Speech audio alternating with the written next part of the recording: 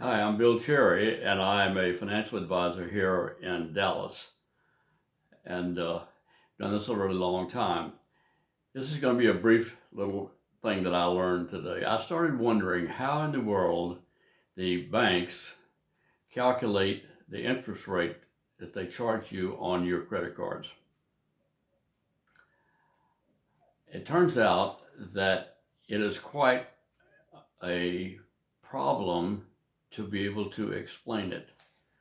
So what they did was they sent me 20 something pages to tell me how it works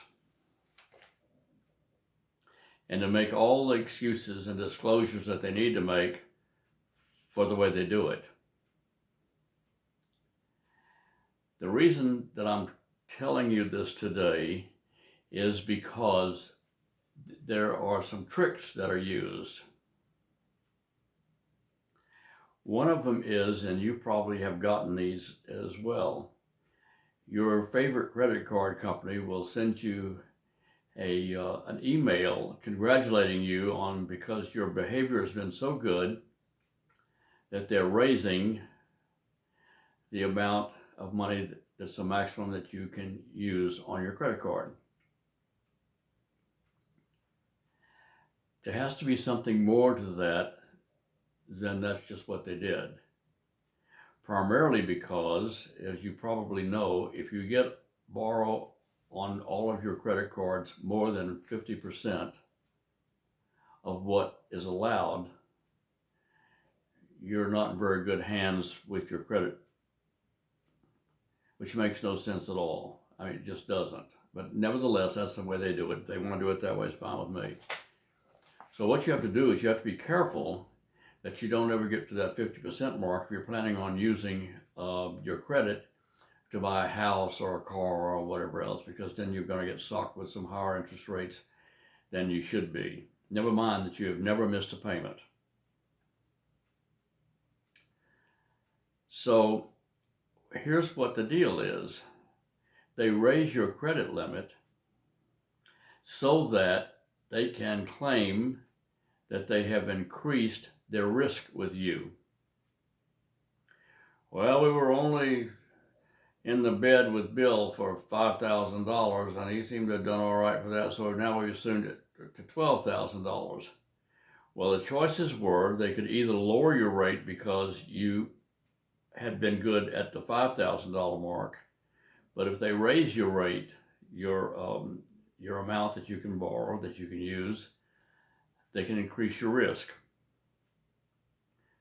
So what you probably might want to do when you think about it is to write them back and tell them you did not request this, and you want your risk to remain, your maximum to remain the same.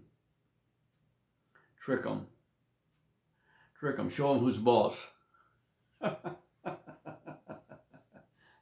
It's just, you can't deal with all this stuff. It's just constantly going on and on and on and on. Now, let me tell you that what's happening now, as the prime rate goes up, and we've talked about this before, the banks are raising the amount that you are, the interest rate on your credit card.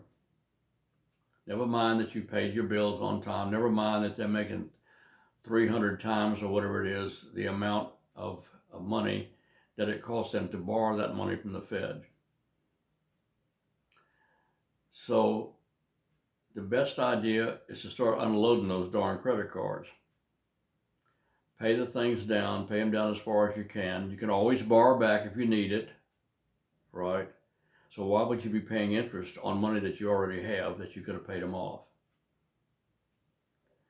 That's your lesson of the day. And I tell you what, an old banker like me, it took me forever to figure out what in the world they were doing. And then I sent off for this explanation. And it took a while, but they finally sent me the whole shooting match. As I say, there's 20 something pages here. And the letter of explanation and apology sort of thing, well, this is how we really do it. So there you are. Got to be ready for the recession And you got to be ready for the tightening of money, because as it tightens, the rates are going to go up, which is the dumbest thing that they could ever do. But I'm not Mr. Powell, and nobody ever thought I should be Mr. Powell, and so therefore I'm not Mr. Powell. God bless you. Thanks for joining me. I'm so appreciative. I'm Bill Cherry. My website is wscherry.com. God bless you and your family.